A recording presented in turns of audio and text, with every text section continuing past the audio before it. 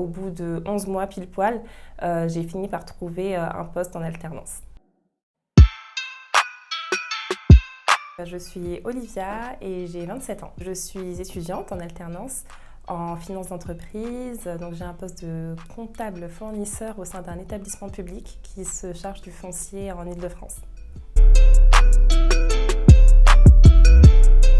Mon parcours, il est assez atypique. Donc au départ, j'étais en bac ES, donc que j'ai obtenu en 2012. J'ai décidé de faire une école de commerce post-bac. J'ai dû passer un concours, donc que j'ai obtenu. Et je suis donc restée dans cette école pendant 2 ans. C'était très bien, mais étant donné que je ne pouvais pas financer l'école, j'ai dû m'arrêter. Et à la suite de ça, je me suis retrouvée en CDI pendant 2 ans, quasiment 3. Et pendant ces années-là, j'ai cherché une alternance en me disant que j'allais reprendre mon cursus totalement en alternance pour ne pas justement avoir à payer de frais de scolarité. Donc j'ai commencé à chercher une alternance en janvier 2016, il me semble, mais je cherchais sans vraiment être concentrée, sans avoir de stratégie, voilà. Et en fait, à partir de septembre 2016, j'ai cherché activement, c'est-à-dire que j'avais un poste d'hôtesse d'accueil et comme j'avais pas spécialement beaucoup de responsabilités, je passais littéralement ma journée à chercher sur internet des offres d'emploi en alternance. Donc du coup, j'avais vraiment une stratégie, c'est-à-dire que j'avais un fichier Excel avec les sociétés que je devais contacter, les adresses mail, donc des contacts, les dates à laquelle j'avais postulé, les dates à laquelle je devais relancer, les dates à laquelle j'avais reçu la notification de refus, etc. Et donc, au bout de 11 mois pile poil, j'ai fini par trouver un poste en alternance. Alors, c'est épuisant et frustrant parce que en fait, tu passes des journées entières à postuler. Alors, soit tu n'obtiens pas de réponse, soit tu obtiens des réponses 18 mois après. Et puis tu es un peu stressé parce que le temps avance et donc la rentrée arrive, tu ne trouves pas de poste, donc tu ne sais pas vraiment, ton avenir il est assez incertain en fait. Donc tu es quand même dans une frustration assez constante. Moi je me suis inscrite dans 3 écoles différentes en me disant que chaque équipe pédagogique allait m'aider du coup dans ma recherche d'alternance. Donc c'est un peu ce qui s'est passé. Il y a eu une école qui n'a pas vraiment joué le jeu. Mais les 2 autres écoles m'ont vraiment aidé à refaire le CV, à diffuser des offres. Il y a certaines offres pour lesquelles j'ai été contactée pour aller passer l'entretien. Et à côté de ça, de mon côté, je postulais aussi. L'ensemble de tous ces efforts ont fait que j'ai réussi à trouver mon contrat.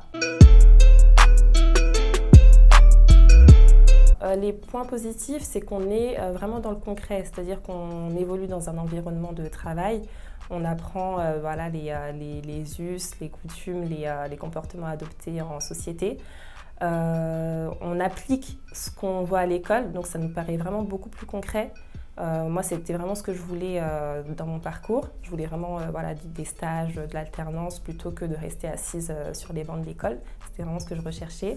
Et puis, on a à côté un salaire, donc ce qui fait quand même que on n'a pas forcément à trouver un job à des horaires qui n'ont pas de sens, des trucs où tu finis à minuit, etc. Donc, ça permet quand même d'être rester centré quand même sur sa scolarité.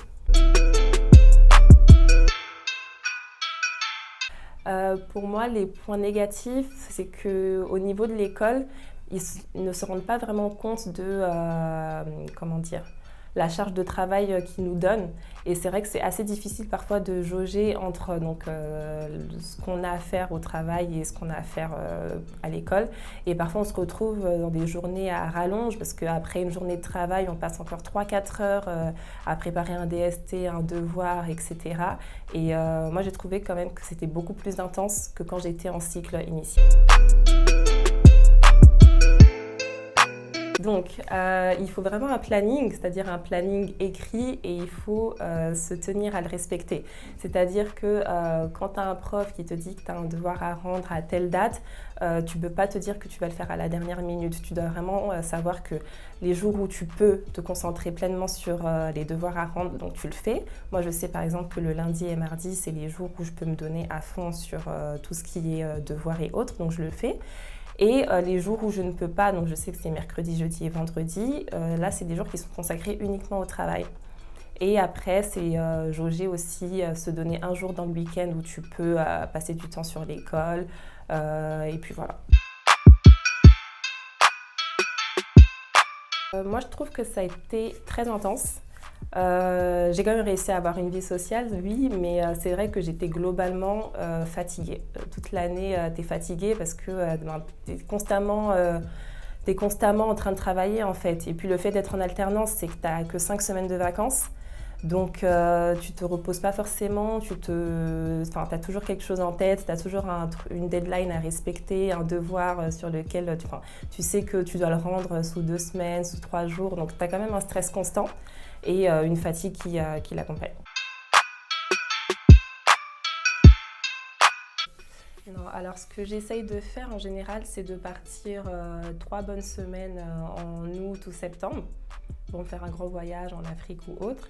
Et puis les 2 semaines qui me restent, j'essaie de les poser, donc soit au mois de mai, avec les ponts, je fais tout plein de calculs pour avoir beaucoup de jours sans avoir à poser trop de jours. Et voilà, quand j'ai besoin d'un jour à l'occasion pour une démarche administrative, je le pose. Mais c'est vrai que ça va très vite, donc ça aussi c'est un sacrifice. Et même moi, mon rythme d'alternance, donc c'était 2 jours en école et 3 jours en entreprise. Donc ça veut dire que quand tu veux partir en vacances 10 jours, il faut que tu te dises en même temps, il ne faut pas que je rate les cours. Mais en même temps, il faut que je parte. Donc c'est vraiment plein de calculs à faire. Et c'est vrai que j'ai un peu sacrifié mes vacances.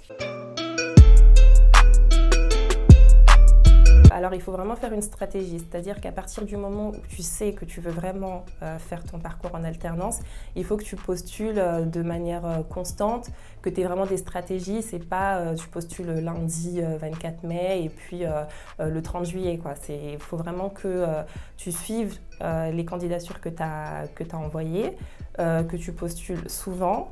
Que tu n'hésites pas à relancer, que tu sois très actif sur tout ce qui va être LinkedIn, etc. Et ne pas hésiter surtout à en parler à ton réseau. C'est-à-dire que parfois tu peux dire à ta boulangère, je ne sais pas, que tu cherches une alternance et peut-être que par ce biais-là, elle peut te présenter X ou Y personne qui peut justement te trouver une piste. Il ne faut pas hésiter du tout même si une offre ne correspond pas à 100%, ne pas hésiter à postuler quand même. Moi, j'ai déjà eu des entretiens où je ne correspondais pas au poste, mais on me disait « Ah, il y a tel autre poste qui est disponible et qui pourrait vous convenir un peu mieux. » J'ai déjà passé aussi des entretiens où je ne convenais pas au poste, mais il y avait une filiale qui pouvait être intéressée par mon profil. Donc, il faut vraiment ne pas hésiter à parler à son réseau, être obstiné et oser. Il ne faut pas hésiter à oser.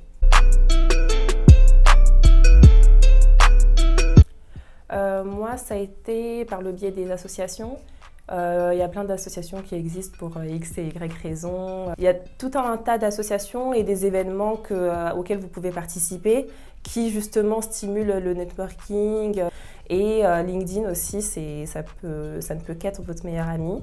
Il ne faut pas hésiter donc à suivre les fils d'actualité des différentes personnes, à voir quels sont les postes vacants. Parfois, il y a des personnes qui postent des statuts où ils mettent qu'ils cherchent tel ou tel alternant pour la rentrée. Et ça peut être un bon moyen de créer du réseau. Alors, il y a eu un peu des deux. C'est vrai que donc moi, je suis à la direction financière. J'assiste donc le directeur financier. Et puis, ce qui s'est passé à un moment donné, c'est que mes collègues me déléguaient certaines tâches. Alors, c'est vrai qu'il y a certaines tâches, c'est un peu les tâches ingrates, donc personne ne veut faire. Donc, toi, tu acceptes, il n'y a pas de souci. Personnellement, mon équipe a fait en sorte de me donner un maximum de tâches pour aussi monter en compétences. J'ai fait 3 ans quand même dans la même société. Et ce que je faisais il y a 3 ans est différent de ce que je fais aujourd'hui. Et je pense que j'ai vraiment un solide bagage de compétences aujourd'hui parce que j'ai eu tout un ensemble de tâches. Alors, des tâches pas forcément intéressantes, mais des tâches aussi beaucoup plus intéressantes. Ce que j'ai pu constater, c'est que donc moi j'ai fait une alternance dans 2 entreprises différentes et la première expérience, donc ma première expérience de recherche, elle était beaucoup plus compliquée. C'est-à-dire que vraiment, je postulais beaucoup pour passer au total peut-être 5 entretiens en un an. Et en fait, quand j'ai voulu chercher ma deuxième alternance, là, j'étais quand même plus sereine. Quand je postulais, en fait, on va dire que sur 5 candidatures, j'étais rappelée 3 fois. Donc je me disais, c'est sûr que je vais trouver un contrat, il n'y a pas de problème. Et effectivement, au moment où je trouve un contrat, donc que l'employeur est prêt à me faire intégrer la société, en fait, j'ai 2 entreprises encore qui me rappellent en disant que voilà, mon profil les intéresse, etc. Donc je me dis, entre guillemets, l'alternance appelle l'alternance. C'est un peu dommage que justement les employeurs se disent on va recruter quelqu'un qui a déjà fait de l'alternance et ne pas laisser de la chance à quelqu'un qui n'avait fait ni stage ni alternance. Mais en même temps, c'est plus facile du coup pour nous. C'est vrai que l'année où j'ai dû chercher ma deuxième alternance, c'était beaucoup plus simple. Ce qu'il faut savoir, c'est qu'on peut très bien avoir arrêté ses études à 18 ans, 22 ans, etc. et se dire que j'ai pas envie de me remettre sur les bancs de l'école parce que j'ai 32 ans. Ce qui est possible de faire, c'est d'être justement en alternance en se disant que voilà, j'aurai cours que 2 jours la semaine et je serai quand même en société. Ça me permettra de pas être toute l'année sur les bancs de l'école. Voilà. Pour moi, j'ai arrêté mes études quasiment 3 ans. Et je me disais, bon, je vais retourner à l'école avec des gens qui ont 3-4 ans de moins que moi. Enfin, ça va pas être super drôle. Mais finalement, quand je suis arrivée à la rentrée, j'ai vu qu'il y avait des gens qui avaient mon âge, d'autres qui étaient plus âgés, d'autres qui étaient mariés, d'autres qui avaient des enfants. Et finalement, en fait, chacun a son parcours. Il ne faut jamais se dire qu'on est en retard, en avance, à la ramasse, etc. Voilà, faut juste garder ses yeux fixés vers l'objectif. Et c'est pas une tare en fait de reprendre ses études après 30 ans ou autre. Et le fait justement de passer beaucoup de temps en entreprise fait que c'est plus léger.